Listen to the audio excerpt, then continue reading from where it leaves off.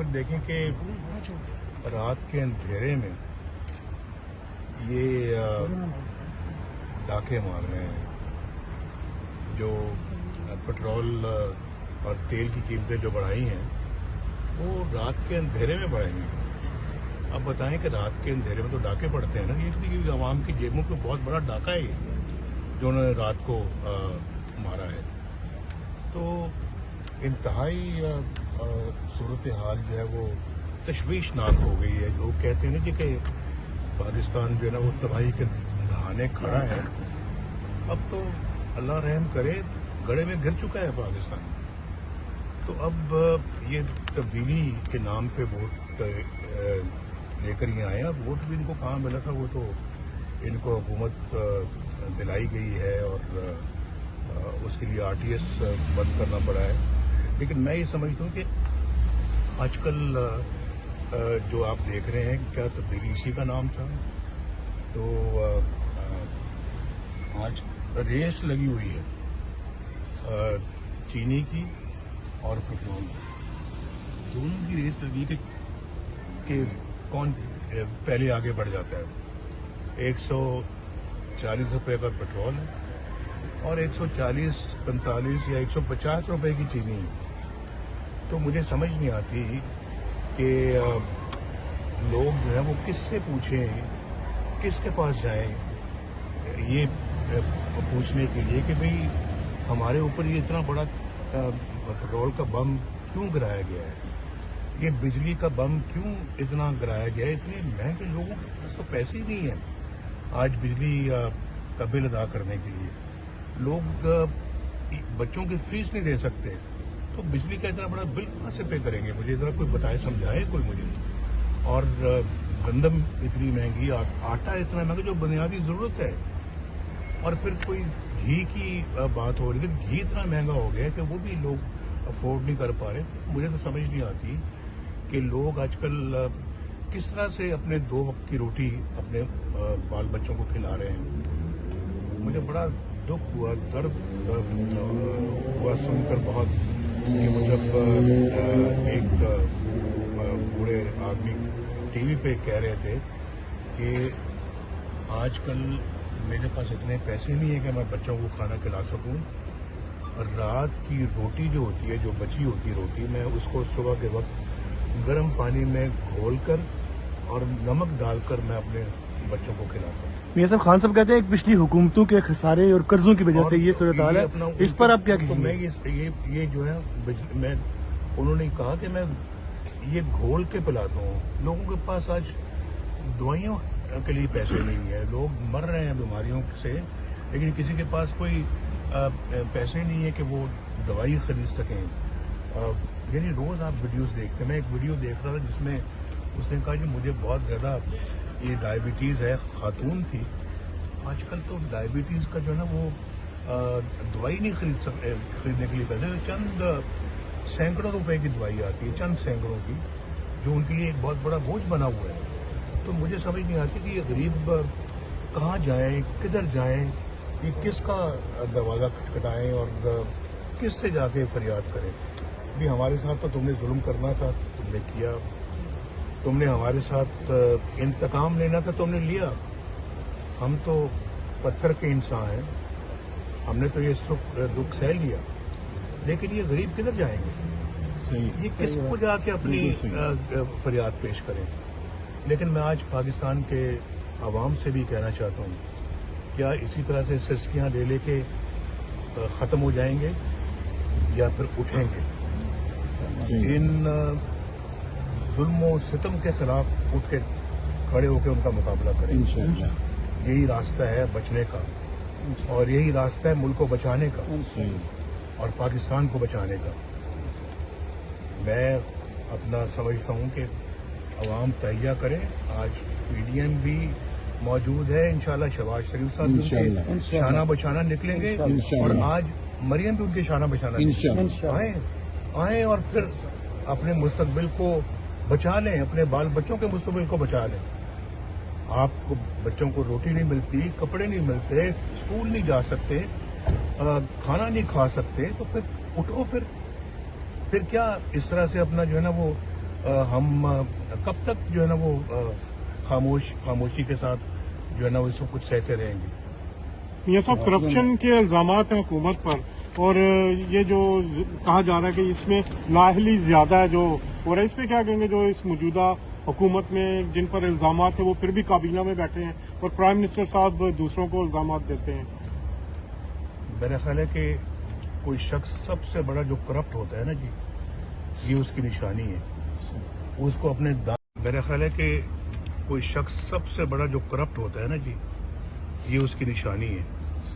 उसको अपने दाएं और बाएं जो करप्ट तरीन लोग हैं और बदनामे ज़माना लोग हैं, वो उसको नजर नहीं आते, और वो आप पे, उन पे, उस पे उंगलियां उठाता है प्राइम मिनिस्टर, उनको करप्ट कहता है। तो जो दाएं बाएं हैं वो उसको नजर नहीं आते। मेरा ख्याल है कि आज खुद वजीर आजम करप्ट तरीन शख्स है, बेशक, जो दूसरों के टुकड़ों में पलता है, कोई शक नहीं। जो दूसरों से पैसे बटोरता है, अपने घर के अखराजात चलाता है, और फिर इल्ज़ाम दूसरों पे देता है कि वो फलां करप्ट है, फलां तुम इसका मैं तो पहले भी कह चुका हूँ, इसका यौम हिसाब अब आ चुका है इंशाअल्लाह, और हम हिसाब लेके रहेंगे इंशाअल्लाह। हम अब नहीं जाना, हमने तो बड़ा ये सब कुछ सह लिया, लेकिन हम पाकिस्तान के लिए करेंगे। और फिर देखें कि रात के अंधेरे में ये डाके मार रहे हैं, जो पेट्रोल और तेल की कीमतें जो बढ़ाई हैं वो रात के अंधेरे में बढ़ाई हैं। अब बताएं कि रात के अंधेरे में तो डाके पड़ते हैं ना, ये आवाम की जेबों पे बहुत बड़ा डाका है ये, जो उन्होंने रात को मारा है। तो इंतहाई सूरत हाल जो है वो तशवीशनाक हो गई है। लोग कहते हैं ना जी कि पाकिस्तान जो है ना वो तबाही के दहाने खड़ा है। अब तो अल्लाह रहम करे, गड़े में गिर चुका है पाकिस्तान। तो अब ये तब्दीली के नाम पे वोट लेकर ये आए। अब वोट भी इनको कहाँ मिला था, वो तो इनको हुकूमत दिलाई गई है और उसके लिए आरटीएस बंद करना पड़ा है। लेकिन मैं ये समझता हूँ कि आजकल जो आप देख रहे हैं, क्या तब्दीली इसी का नाम था। तो आज रेस लगी हुई है चीनी की और पेट्रोल की, दोनों की रेस लगी कि कौन पहले आगे बढ़ जाता है। 140 रुपए का पेट्रोल है और 140, 45 या 150 रुपए की चीनी है।